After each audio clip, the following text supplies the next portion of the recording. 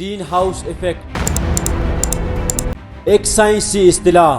ایک لمحے کے لیے تصور کرے اگر سورج سے آنے والی تیز شعاعیں اگر زمین سے ٹکراتی ہے تو کچھ شعاعیں تو زمین میں ہی جذب ہو جاتی ہیں، لیکن قدرتی نظام کی وجہ سے کچھ شعاعیں واپس خلا میں جاتی ہیں۔ لیکن کہانی میں اس وقت ٹوسٹ آتا ہے جب وہی شعاعیں خلا میں جانے کے بجائے ایک نظر نہ آنے والی دیوار سے ٹکراتی ہے اور زمین کا درجہ حرارت بڑھنے لگتا ہے، سمندر کے کنارے بڑھنے لگتے ہیں اور دنیا پر بڑے بڑے طوفان آنے لگتے ہیں۔ بہت سی فصلیں تباہ ہو جاتی ہے، بہت سے لوگ بے گھر ہو جاتے ہیں، اور یہی نتیجہ ہے گرین ہاؤس ایفیکٹ کا۔ لیکن گرین ہاؤس ایفیکٹ کا اصل کردار گرین ہاؤس گیس ہے۔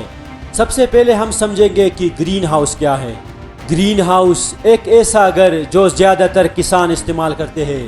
کسان اس کو اس لیے استعمال کرتے ہیں کہ کچھ پودے ایسے ہوتے ہیں جس کو زیادہ درجہ حرارت کی ضرورت ہوتی ہے۔ زیادہ درجہ حرارت مطلب زیادہ گرمی۔ تو کسان کیا کرتے ہیں کہ زمین پر وہی پودے اگاتے ہیں اور اس کے تینوں اطراف پر ایک شیشہ نما بنایا جاتا ہے۔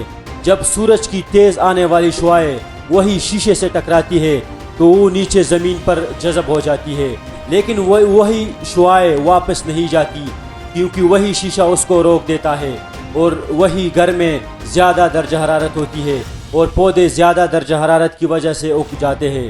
اگر یہی تصور ہم دنیا کے لیے استعمال کریں، اگر یہی تصور ہم زمین کے لیے استعمال کریں تو زمین بھی ایک گرین ہاؤس ہے، کیونکہ جب سورج سے تیز آنے والی شعاعیں زمین پر ٹکراتی ہے تو کچھ شعاعیں تو ایسی ہوتی ہے جو زمین اپنے اندر جذب کر لیتی ہے، لیکن کچھ شعاعیں ایسی ہوتی ہے جو باؤنس بیک ہو کر ٹکرانے کے بعد واپس خلا میں جاتی ہے۔ لیکن کہانی میں اس وقت ٹوسٹ آتا ہے جب ایک نظر نہ آنے والی دیوار گرین ہاؤسز کی مدد سے خلا میں بن جاتی ہے، تو جب وہ شعاعیں واپس جانے کے بجائے اس دیوار سے ٹکراتی ہے تو زمین کا درجہ حرارت بڑھنے لگتا ہے۔ اور وہ کیوں ہوتا ہے؟ وہ گیسز کیوں بنتی ہے؟ گرین ہاؤسز گیسز کیسے بنتی ہے؟ 18ویں صدی کے آخر میں دنیا نے صنعتی انقلاب دیکھا۔ دنیا نے ریل گاڑیاں، گاڑی اور بہت سے مشینیں بنائی۔ وہ مشینیں تیل، گیس اور کاربن ڈائی آکسائڈ خارج کرتی تھی۔ وہی کاربن ڈائی آکسائڈ دنیا کے ماحول میں مقدار میں بڑھنے لگی، اور وہی مقدار آج کل گرین ہاؤسز گیسز کہلانے لگا، کیونکہ کاربن ڈائی آکسائڈ سورج سے آنے والی تیز شعاعیں کو اپنے اندر جذب کر لیتی ہے اور دنیا کا درجہ حرارت بڑھنے لگتا ہے۔ اس کا وہی نقصان ہوتا ہے جو دنیا نے آج بھی دیکھا ہے۔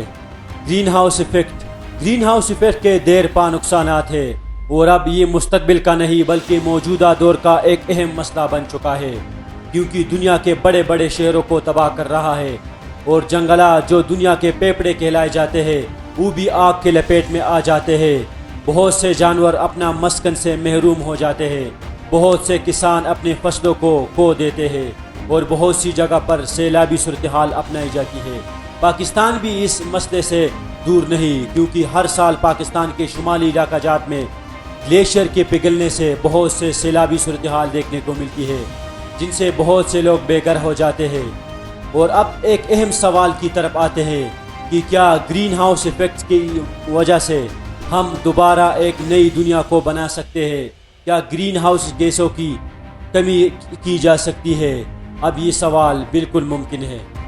دنیا کے بڑے بڑے ممالک گرین ہاؤس گیسز کو کم کرنے کے لیے بہت سی پالیسیاں بنا رہے ہیں، جس میں سب سے پہلے برقی گاڑیوں کا انتظام ہے۔ بجلی سے چلنے والی گاڑیاں اب شاید ممکن ہے، کیونکہ پیٹرول اور گیسز کی مدد سے دنیا بہت سے بڑے بڑے مسائل سے گر جاتی ہے، اور اب دنیا ایک نئی پالیسی بنا رہی ہے کہ زیادہ سے زیادہ بجلی سے چلنے والے مشینیں، بجلی سے جلنے والی گاڑیاں اور بجلی سے جلنے والے بہت سے کام کیے جا سکتے ہیں۔ اور دوسری بات، نوجوانوں کو چاہیے کہ زیادہ سے زیادہ درخت لگائے۔ حکومتوں کو چاہیے کہ ان لوگوں کو سپورٹ کرے جو ماحول کو بچاتے ہیں، کیونکہ یہ سب حکومت کی ذمہ داری نہیں بلکہ سب سے اہم اور مجموعی ذمہ داری ہے۔